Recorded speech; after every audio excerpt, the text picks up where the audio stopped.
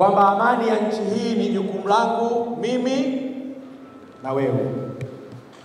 Si vijana wote wanaoweza wakawa wana upendo na amani kama ninyi, ambao wanakuja pamoja wakifanya tafakuri ya maisha yao katika miaka iliyopita, wanaanza upya katika kipindi cha miaka mitano. Na wapongezeni sana, hongereni sana.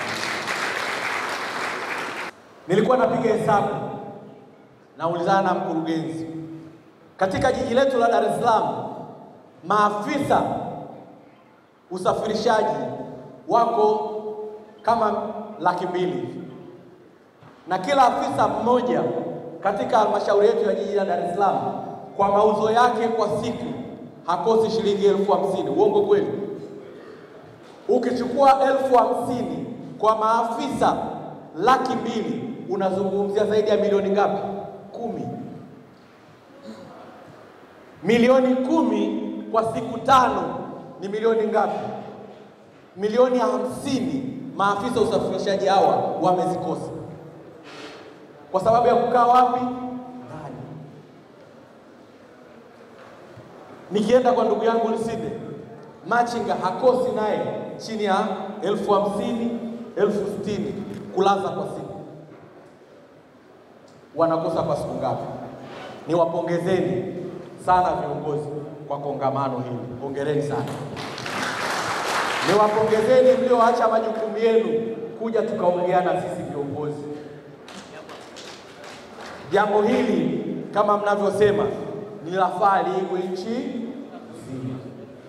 Niwahakikishie viongozi wenu Lusinde pamoja na maafisa usafirishaji, nendeni katengeneze timu ya kuhakikisha tunazunguka kwenye wilaya yetu yote, tunakwenda kwenye vijiwe vyetu vyote, tunakwenda kwenye maeneo yote ambayo wafanyabiashara ndogo ndogo wapo, tukawape elimu hii ambayo mmepewa na kamanda RPC, hii mmepewa na kaka yetu Shigongo na mkurugenzi na afisa uhamiaji huko.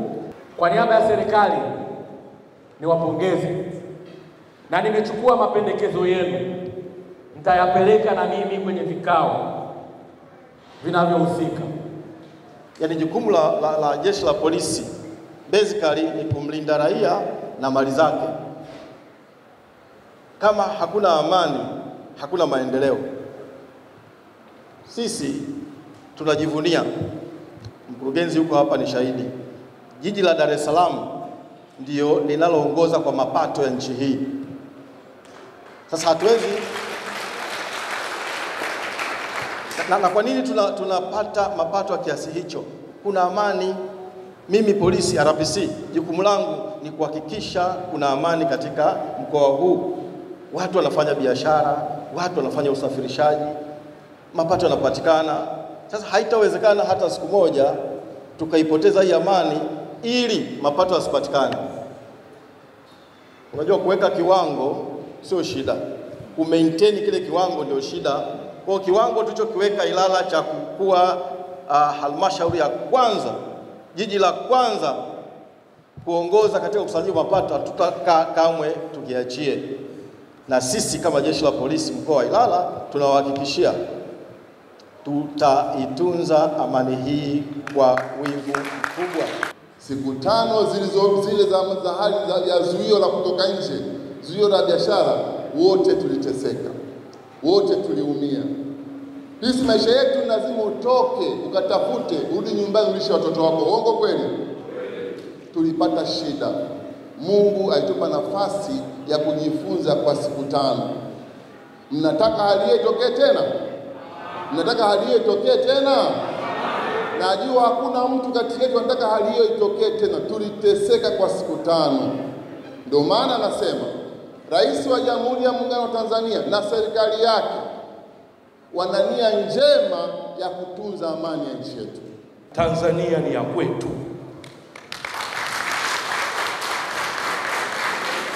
Usitegemee, niliwaambia, usitegemee Tanzania atakuja kuilinda Daktari Samia. Usitegemee Tanzania atailinda IGP. Usitegemee atailinda DC au mkuu wa mkoa Albert Chalamila. Hakuna. Tanzania utailinda wewe mwenyewe. Kwa nini unailinda mwenyewe? Nilikuwa nawauliza, mna wake mkanijibuje? Mna watoto mkanijibuje? Tuna wazee mkanijibuje? Lakini kuna familia zingine zina watu walemavu. Kuna walemavu wa macho, kuna walemavu wa viungo, kuna watu wengine wana wagonjwa. Kwa kile kilichotokea, watu wasiangalie kwa uchache athari iliyotokea. Athari imetokea ni kubwa sana, lakini leo sisi vijana ndo tuwe chachu ya kuvunja amani ya Jamhuri ya Muungano wa Tanzania. Kwa hili kwa uchache litakuwa haliwezekani.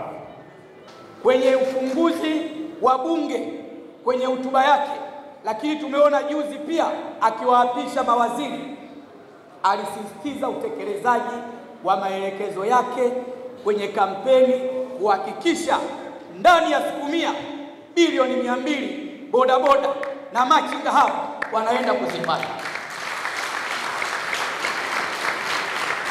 Lakini Mheshimiwa DC, Mheshimiwa Rais alisisitiza amani ya taifa letu. Taifa letu hili sio la kwake, ni la kwetu sote. Yeye ni kiongozi wetu, alisisitiza amani. Na mimi niwaombe ndugu zangu wote hawa walioko hapa, wote kwa pamoja tuwe walinzi wa amani ya taifa letu.